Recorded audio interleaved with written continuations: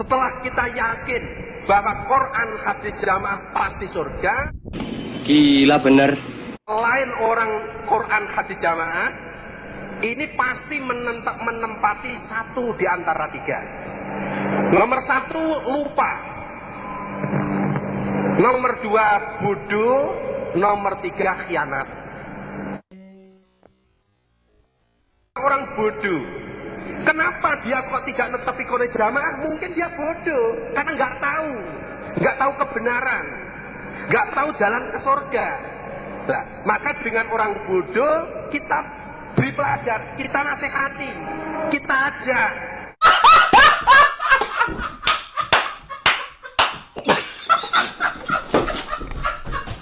Khianat. Kenapa dia nggak mau netepi Quran jamaah? Mungkin dia tahu tapi khianat. Lah, dengan orang khianat kita cari selamat. Saya penderita. Kita diberi resep oleh Bapak Imam, yaitu pembinaan ke dalam. 5 pembinaan ke dalam supaya betul-betul terwujud. Supaya jamaah ini bisa berjalan secara lestari sampai ila yaumil kiamah. Sepi banget. Jamaah khususnya, umumnya semua jamaah, khususnya remaja-remaja, muda-mudi jamaah, supaya mempunyai kefahaman yang kuat bahwa Quran hadis jamaah pasti surga. Itu harus darah daging, harus balung sungsum, harus mantep betul. Tidak Quran hadis jamaah pasti neraka, harus mantep betul.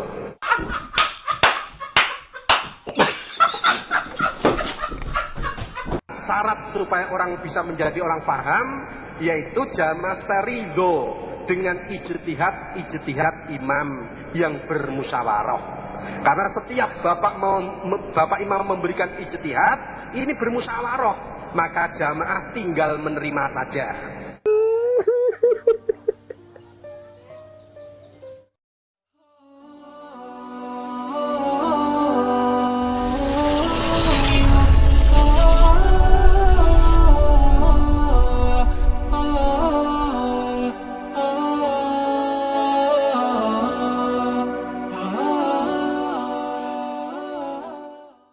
Setelah kita mempunyai kefahaman yang kuat, setelah kita yakin bahwa Quran hadis jamaah pasti surga, kita berkewajiban menyampaikan.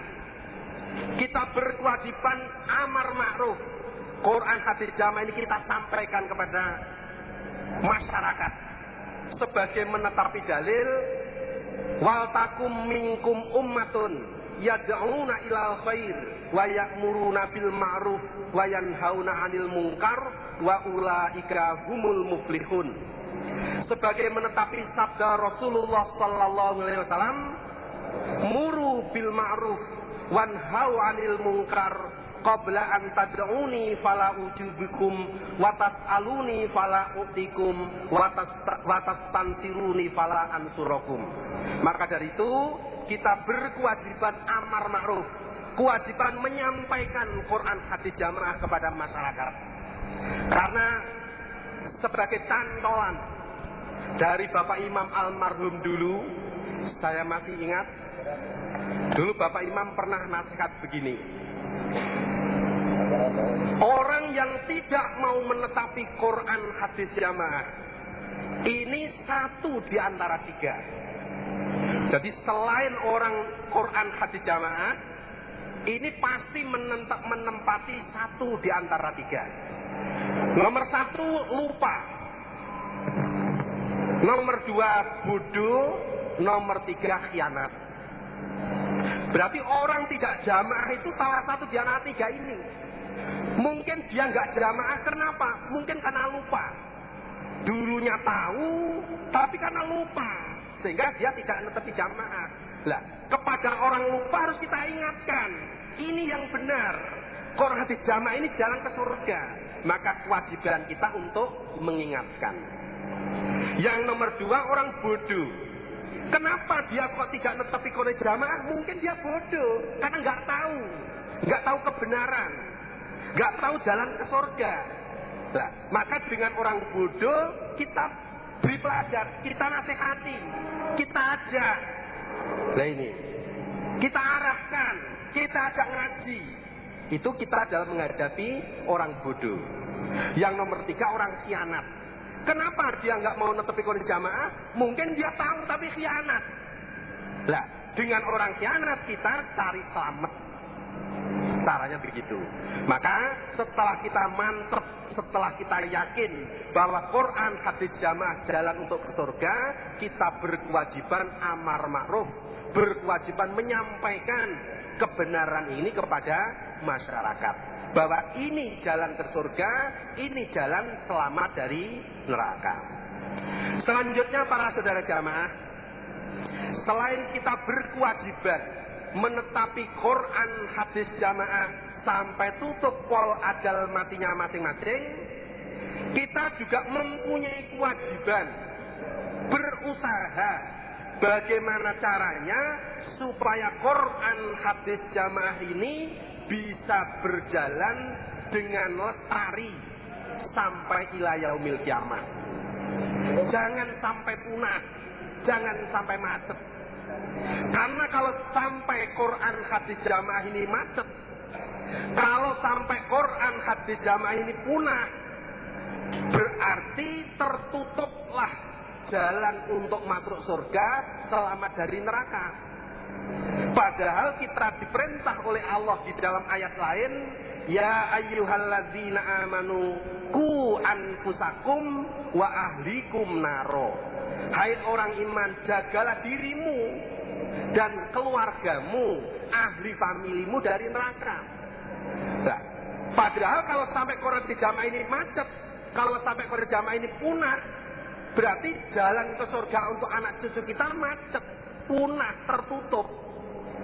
Nah ini, maka dari itu kita berkewajiban berusaha supaya Quran, hadis, jamaah ini bisa lestari, bisa berjalan lancar sampai ila yaumil kiamah, jangan sampai macet, jangan sampai punah. Bagaimana caranya? Antara lain kita diberi resep oleh Bapak Imam, yaitu pembinaan ke dalam. 5 pembinaan ke dalam supaya betul-betul terwujud, supaya jamaah ini bisa berjalan secara lestari sampai ila yaumil kiamah. Nomor 1, 5 pembinaan ke dalam, yaitu jamaah, terutama muda-mudi jamaah, cabirawit jamaah, mempunyai kefahaman yang kuat. Nah ini, jadi jamaah khususnya, umumnya semua jamaah, khususnya remaja-remaja, muda-mudi jamaah, supaya mempunyai kefahaman yang kuat bahwa Quran, hadis, jamaah pasti surga. Itu harus darah daging, harus balung sungsum, harus mantep betul. Tidak Quran, hadis, jamaah pasti neraka, harus mantep betul, tidak boleh ragu-ragu. Nah, supaya mempunyai kefahaman yang kuat, resepnya ada 4. Nomor 1, seneng ngaji. Maka bab ngaji digalakkan, bab ngaji betul-betul supaya diperbanyak, ditingkatkan. Karena dengan senang ngaji, keimanan pasti meningkat. Nah ini, keimanan pasti meningkat. Cocok dengan firman-Nya, innal alladzina idza dzukirallahu wajilat qulubuhum wa idza tuliyat alaihim ayatuhu zadathum imana. Maka dengan senang ngaji, alamat kefahamannya kuat, keimanannya meningkat. Nomor 2, senang mendengarkan nasihat. Karena dengan mendengarkan nasihat bisa merubah yang asalnya tidak paham jadi paham, yang asalnya kurang mempersungguh jadi mempersungguh. Nah ini menyebabkan kepahamannya kuat. Maka jamaah supaya betul-betul bisa menerima nasihat dari siapapun. Kalau memang itu nasihat harus kita terima. Nah ini dari siapapun. Cocok dengan dalilnya, undur makila wala tandur mankola. Karena dengan nasihat bisa merubah. Yang nomor 3, jamaah supaya berusaha berteman, bergaul, berkawan dengan orang-orang yang paham. Karena dengan teman, kawan yang paham, ini bisa menambah kefahaman, bisa menambah kekuatan keimanan. Di dalam hadis dikatakan, Nabi menggambarkan orang yang berteman dengan orang yang paham seperti orang yang berdekatan penjual minyak wangi. Orang yang berteman dengan orang yang tidak paham, Nabi menggambarkan seperti orang yang berdekatan dengan tukang pandai besi. Nah ini maka dari itu teman ini menentukan. Maka supaya kita bisa paham, jamaah supaya berteman, berkawan dengan orang-orang yang paham. Nomor 4, syarat supaya orang bisa menjadi orang paham, yaitu jamaah ridho dengan ijtihad imam yang bermusyawarah. Karena setiap bapak imam memberikan ijtihad, ini bermusyawarah, maka jamaah tinggal menerima saja. Nomor 2, jamaah supaya menertibkan amalan-amalannya. Amalan-amalan baiknya ditertibkan. Sudah biasa mengerjakan sholat tasbih tiap hari, nah itu ditertibkan. Sudah biasa doa malam mulai jam 3 sampai subuh, amalan-amalan yang baik itu ditertibkan. Sudah biasa mewajibkan dirinya setiap hari membaca Al-Quran 1 juz, itu ditertibkan.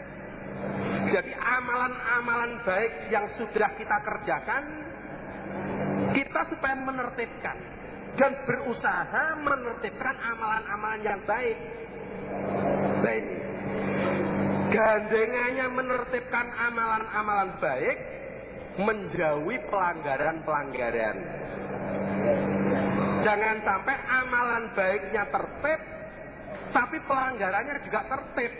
Sama itu nanti nggak ada peningkatan.